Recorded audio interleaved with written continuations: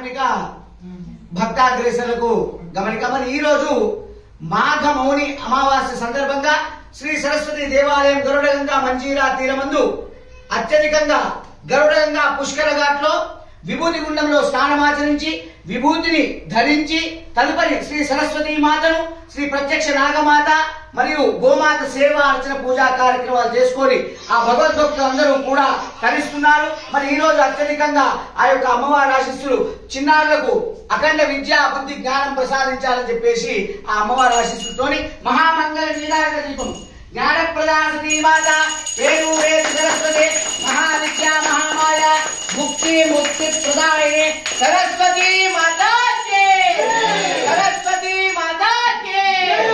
ప్రత్యక్ష సరస్వతి మాత్రే నమో నమః.